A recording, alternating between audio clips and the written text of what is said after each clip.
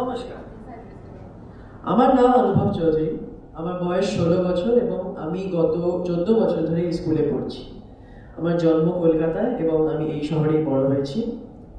আমি এই প্রতিযোগিতায় অংশগ্রহণ করছি কারণ আমার মনে হয় যে এরকম অনেক বিষয় আছে যেগুলো আমাদের ঠিক চোখে পড়ে না যখন আমরা অলিম্পিক গেমস দেখি এবং তা দেখে প্রভাবিত হই, এবং আজকে আমার এই বিষয়গুলিকে তুলে ধরার ইচ্ছা আছে। Bonjour tout le monde, je m'appelle Anubhav Chaudhary. J'ai 16 ans et je suis un élève en terminale à la Future Foundation School. Et je participe à ce concours aujourd'hui parce que je pense qu'il y a plusieurs choses qu'on néglige quand on regarde les Jeux Olympiques et aujourd'hui je voudrais les soulever. Aussi, je pense que pratiquer, articuler mes idées et mes opinions en français me rendra plus confiant pendant les conversations et augmentera mon lexique. নমস্কার, আমি টিএফএসএস দশম শ্রেণী ছাত্র ঋষভ পল। উচ্ছ্বাস বুদ্ধিমত্তার বৈশিষ্ট্য হল একই সাথে দুটি বিপরীত ধারণা বোঝা ও প্রকাশ করার অনেক শক্তি লাগে। তাই এই কারণে আমি এখানে আজকে প্রস্তুত আছি। Bonjour tous, moi je m'appelle Rishabh Paul, j'ai 14 ans et je viens de l'école Future Foundation. Moi je pense que la marque d'une intelligence supérieure, c'est la capacité de garder deux idées opposées en même temps à l'esprit et de continuer à fonctionner. Moi, je pense que cette compétition-là testera, développera mes capacités en me forçant à voir les deux côtés de cet argument. নমস্কার, বিশ্ব উষ্ণায়ন সমস্যার নানা মত পথের সাথে আমি দিব্যাংশু দত্ত, ভারতের কলকাতার দ্য ফিউচার ফাউন্ডেশন স্কুলের ছাত্র, কলকাতার মত দিতে এসেছি এই মঞ্চে। তাই রবীন্দ্রনাথের ভাষায় আমি বলতে চাই, লৌহ যত লৌহ লুষ্ট্র কাষ্ঠ প্রস্তর, হে নবসভ্যতা, হে নিষ্ঠুর সর্বগ্রাসী। Bonjour, avec tous les avis et solutions face au changement climatique, moi, Divyanshu Datta, un élève de l'école The Future Foundation School en Inde, à Calcutta, je suis venu ici pour donner les avis de Calcutta. Alors, je voudrais citer Tagore, un poète indien très célèbre. Oh, la civilisation nouvelle, dévoreuse de tout, prenez les briques, les fers, les mortiers et les pierres.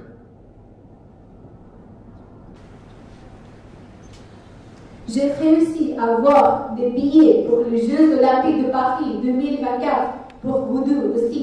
Regarde. J'ai même acheté les tickets de métro avant qu'ils ne passent à 4 € l'unité. L'Inde est qualifiée pour la tirada, à la boxe, à l'aviron. Mais les Jeux Olympiques de Rio en 2016, par exemple, ont généré 4,5 millions de tonnes de CO2. Cela contribue au réchauffement climatique. Tu sais déjà à quel point c'est néfaste pour l'environnement. Comment ça? Non, moi je pense que ça peut être bon pour l'environnement. Tu es d'accord avec Anubhav? Moi, il fait 40 degrés aujourd'hui. Marcher dans la rue, ça pose un sérieux danger à ma santé. Les personnes dehors, ils meurent à cause de la chaleur. Et tu me demandes si les Jeux Olympiques sont bénéfiques pour la planète? C'est drôle. Ça ne m'affecte pas du tout. Oui, en plus, les Jeux Olympiques nécessitent la construction de structures massives telles que des stades, des villages olympiques et des installations sportives, ce qui souvent contribue à la destruction d'habitats naturels et la dégradation des écosystèmes locaux. Les Jeux Olympiques d'hiver souvent dépendent de la neige artificielle qui nécessite de grandes quantités d'eau et d'énergie. Par exemple, les Jeux Olympiques de Pyeongchang en 2018 ont utilisé 98% de neige artificielle. Cela perturbe les les approvisionnements en eau locale, l'équilibre écologique et produit beaucoup de déchets. Déforestation, pollution, relocalisation des populations locales, pollution lumineuse qui affecte la faune sauvage, déchets électroniques et bien sûr le transport de 15 millions de spectateurs en avion. Je continue? Ce que je veux dire, c'est qu'on pense que c'est bien ou non. Les Jeux ne vont pas cesser d'exister. 2028 Los Angeles aux États-Unis et 2038 Brisbane en Australie sont déjà planifiés. Ce qu'il faut, c'est repenser la façon dont on organise les événements de grande ampleur en mettant la transition écologique en son centre. À Paris, la construction des sites olympiques a été réduite au minimum. On utilise 95% d'infrastructures existantes ou bien temporaires. Puis, le village d'athlètes, le centre aquatique ont été construits avec le plus sobrement possible. Post-JO, le village a été conçu pour être transformé en éco-quartier. Les toitures végétalisées, pour ne citer qu'un exemple. Il y aura des bornes électroniques événementielles aussi. On fait un gain carbone de 90% selon la directrice d'Enedis. Attends, mais tu n'as pas répondu à la question. Il y a la question des freins en avion. Nous avons 15 ans, selon le GIEC, pour ne pas dépasser 1,5 degrés de réchauffement. Mais dans cette année, on a déjà dépassé 0,7 degrés. Faites des jeux avec presque 15 millions de spectateurs qui se déplacent pour l'occasion. C'est très contradictoire selon moi. Oui, mais pour l'Europe, il y a le train, non? Le train, l'avion? Bon, d'accord, j'admets que c'est une inconnue. En revanche, il y a d'autres actions concrètes. Le Comité international olympique appelle à ne pas utiliser de plastique. Les 30 millions d'assiettes qui ne seront servies aux athlètes, spectateurs et journalistes avec 80 des produits français dans un coffre, dans un rayon de 250 km et un repas sur deux végétariens. Oui, mais comment penses-tu qu'un petit changement tel que le passage à un régime alimentaire végétarien aura un impact significatif sur les 15,3 millions de personnes qui voyagent pendant les Jeux olympiques? Voilà, justement, on éduque 15,3 millions de gens, et surtout les jeunes, à l'importance d'un régime alimentaire végétarien et local. Ce sont les petites étapes qui font des grandes différences.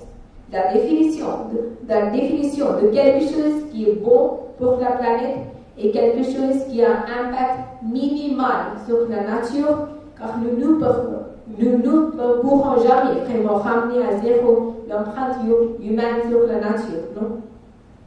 D'accord, mais les Jeux olympiques et paralympiques encouragent l'égalité, non? Ce n'est pas la vérité. Les pays européens ont un climat parfait pour pratiquer les sports en extérieur.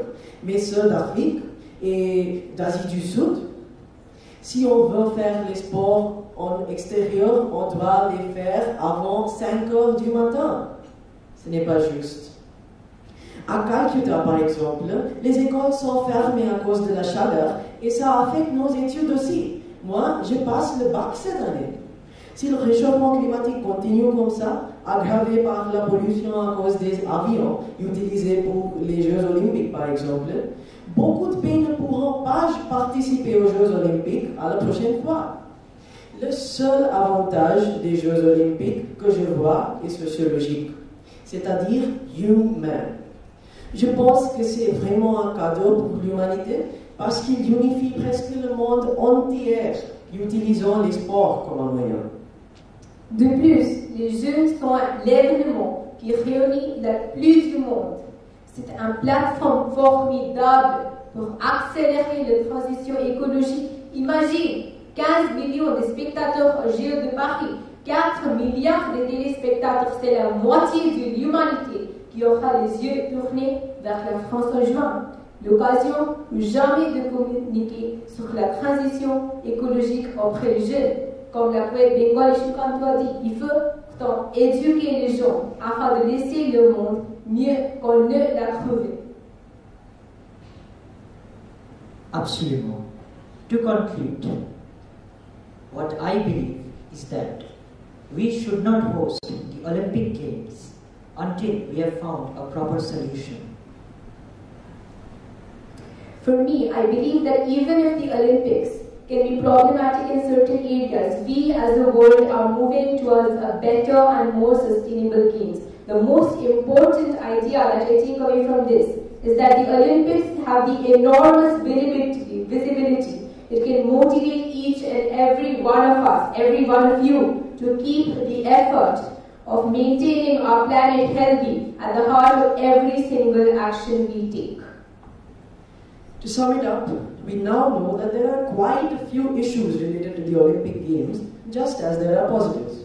But this is true universally because every coin has two sides. What we must not overlook, though, is the motto that the Games put forward: Citius, Altius, Fortius, that is, faster, higher, stronger. The Olympic Games were initially introduced to serve as a non-violent medium for settling geopolitical hierarchy competitions. And I strongly believe that even today it continues to do so, and that it will do so in the days to come. Merci.